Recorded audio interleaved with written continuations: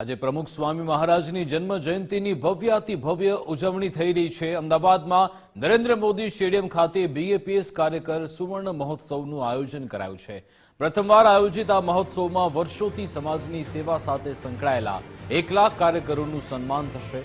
આ કાર્યક્રમમાં પ્રધાનમંત્રી મોદી વર્ચ્યુઅલી જોડાઈ રહ્યા છે, જ્યારે કે કેન્દ્રીય ગૃહમંત્રી અમિત શાહ કાર્યક્રમમાં હાજર છે। મુખ્યમંત્રી ભૂપેન્દ્ર પટેલ પણ અહીંયા પહોંચી રહ્યા છે। વિવિધ મંત્રીઓ પણ ઉપસ્થિત રહેવાના છે। આજ અંગે વધુ જાણકારી આપશે અમારા સંવાદદાતા સચિન અમારી સાથે જોડાઈ ગયા છે। સચિન, બીએપીએસના 1 લાખ કરતા પણ વધારે કાર્યકરોને અહીંયા સન્માનિત કરવામાં આવી રહ્યા છે। કઈ રીતનો કાર્યક્રમ યોજાઈ રહ્યો છે, કઈ રીતનો અહીંયા ઉત્સાહ ઉમંગ માહોલ?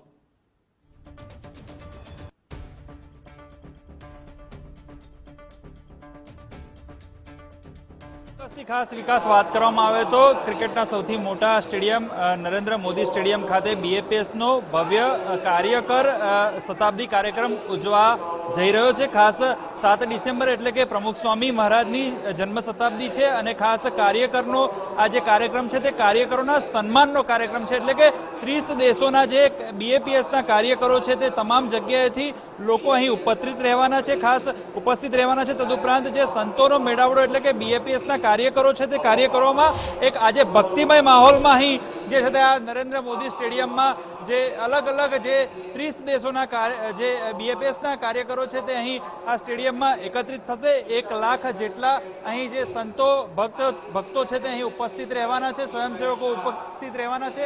ખાસ વડાપ્રધાન નરેન્દ્ર મોદી ખાસ આ પ્રસંગે એક વિડીયો સંબોધન કરશે ને ત્યારબાદ જે કેન્દ્રીય અને ગૃહ સહકારિતા મંત્રી અમિતભાઈ શાહ ખાસ અહીં ઉપસ્થિત રહેવાના છે ને તેઓ પણ 1 લાખ કાર્યકરોને સંબોધિત કરવાના છે। ત્યારે ખાસ અહીં ભક્તિમય માહોલમાં જે ભક્તોનું ઘોડાપૂર અહીં આ અવસર છે ખાસ બીએપીએસનો અને લોકોમાં ઉત્સાહ જોવા મળી રહ્યો છે। કાર્યકરોની ખૂબ સુંદર વ્યવસ્થા અહીં કરવામાં આવી છે।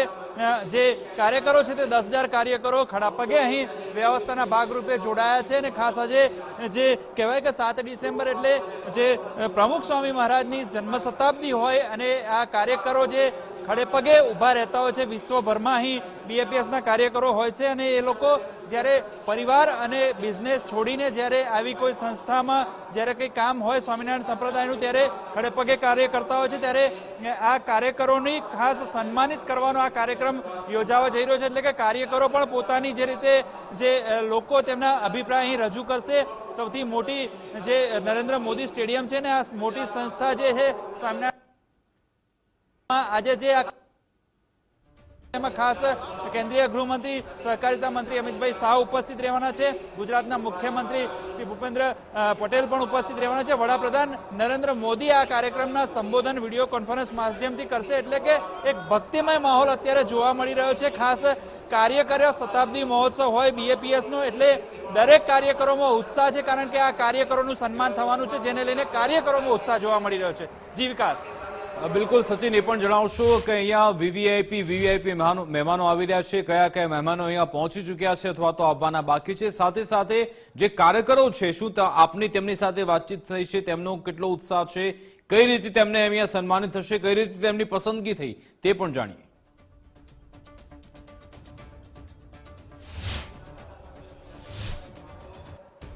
જી ચોક્કસથી ખાસ આ બીએપીએસના જે કાર્યકરો છે તે 30 દેશોમાં આ કાર્યક્રમ યોજાતો કાર્યક્રમ છે। 30 દેશોના જે લોકો અહીં આવવાના હોય છે, ખાસ મોટાભાગના સંતો મહંતો અહીં ઉપસ્થિત રહેવાના હોય અને આ કાર્યક્રમને સુશોભિત કરવાના છે અને આ કરો માટે એક કહેવાય કે ભક્તિમય માહોલનો આ કાર્યક્રમ છે અને અહીં જે ભક્તો છે તે કહી રહ્યા છે કે જે રીતે અત્યારે હાલ આ કાર્યક્રમમાં સન્માનિત થવાના છે, જેને લઈને તેમનામાં ઉત્સાહ જોવા મળી રહ્યો છે। ખાસ કાર્યકરોની વાત કરવામાં આવે તો જે વિશિષ્ટ કાર્યકરો જે હોય તેમની ખાસ પસંદગી થતી હોય છે અને આ વિશિષ્ટ કાર્યકરો જે છે તે તેમની રીતે જે ખડે પગે સેવા આપી હોય તેનું પણ એક વ્યવસ્થાના ભાગરૂપે આખો એક રેકોર્ડ તૈયાર કરેલો હોય છે। એવા ભક્તો જે હોય છે તેમના સંતોના આશીર્વાદ મળ્યા હોય છે। આમ તો જે દરેક ભક્ત હોય છે દરેક ભક્ત જે છે તે તેની ઈચ્છા શક્તિ અને તેની જે ભાવનાઓ પ્રમાણે સેવા કરતા હોય છે, પરંતુ વિશિષ્ટ સેવાઓ બદલ જે તેવા ભક્તો તેમના જે માહોલ છે તે ખાસ અહીં જોવા મળી રહ્યો છે. મોટા ભાગના સંતો જે છે તે અહીં ઉપસ્થિત રહેવાના છે. કાર્યકરોમાં એક ડ્રેસ કોડ આપવામાં આવ્યો છે અને સર્વ કાર્યકરો અત્યારે હાલ આપ જોઈ શકો છો કે નરેન્દ્ર મોદી સ્ટેડિયમમાં 1 લાખ જેટલા કાર્યકરો ઉપસ્થિત રહેવાના હોય, એટલે કે આજે જીતનો ઉત્સાહ છે. આજે દરેક થતો હોય છે, પરંતુ આજે દરેક કાર્યકરો જીતવાના, કાર્યકરોનું અહીં સન્માન થવાનું છે.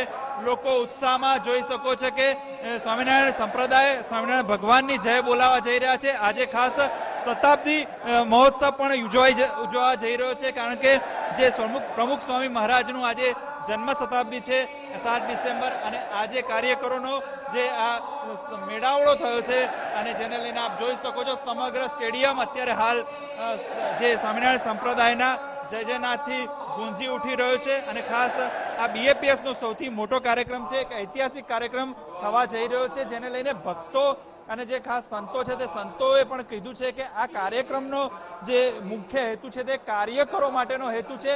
કાર્યકરોનો આ કાર્યક્રમ છે અને કાર્યકરો જે છે તે આજે એમનું સન્માન થવાનું છે, ત્યારે ખાસ આ એક ઐતિહાસિક ક્ષણ બની રહેશે.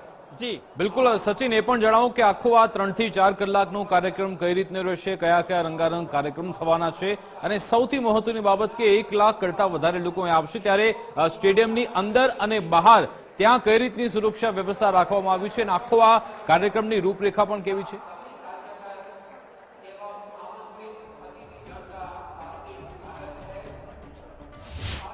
જી ચોક્કસથી ખાસ વડાપ્રધાન નરેન્દ્ર મોદી ખાસ આ કાર્યક્રમને સંબોધન કરવાના હોય એટલે દેશના વડાપ્રધાન છે, અને BAPS નો જે સ્વામિનારાયણ સંપ્રદાયનો આ કાર્યક્રમ છે સૌથી મોટા સ્ટેડિયમમાં કાર્યક્રમ યોજાવા જઈ રહ્યો છે.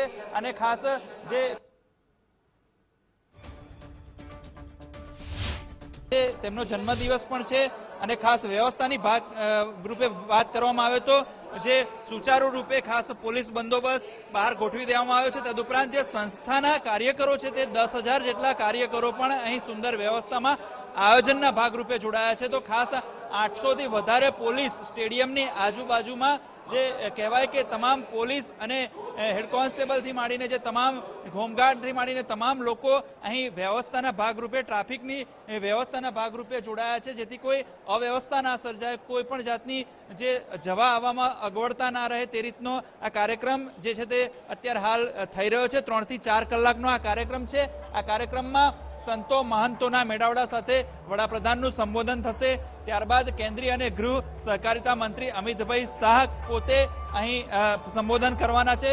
મુખ્યમંત્રી ભૂપેન્દ્ર પટેલ પણ અહીં ઉપસ્થિત રહેવાના છે. એટલે કે કાર્યકરોમાં ઉત્સાહ જોવા મળી રહ્યો છે, જે ઉત્સાહને લઈને ખાસ આ 3 થી 4 કલાકનો આ કાર્યક્રમ છે. પરંતુ કાર્યક્રમની વાત કરીએ તો ખૂબ સુંદર આયોજન કરવામાં આવ્યું છે.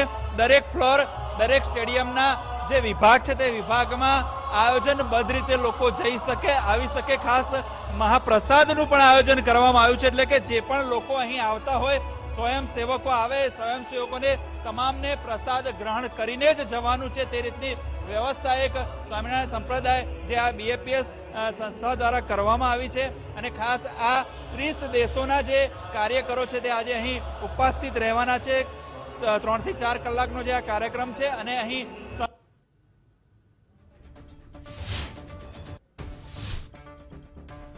જોવા મળી રહ્યો છે. ભક્તોનું ઘોડાપુર ઉમટ્યું છે, અને ખાસ BAPS જે સંસ્થા અને જેના કાર્યકરો અને સ્વામિનારાયણ સંપ્રદાયના લોકો અને ભક્તો માટે આ ખરેખર ભક્તિમય માહોલ, અને કહેવાય કે ભક્તિનો ઉત્સાહ, ભક્તિનું ઘોડાપુર સર્વ જોવા મળી રહ્યું છે. અને જેને લઈને અત્યારે હાલ સ્ટેડિયમમાં સ્વામિનારાયણ સંપ્રદાયનું જે આ BAPSના જે સંસ્થાના કાર્યકરો છે તે ખરેખર ઉત્સાહમાં જોવા મળી રહ્યા છે. જી બિલકુલ, આભાર સચિન તમામ જાણકારી આપવા બદલ.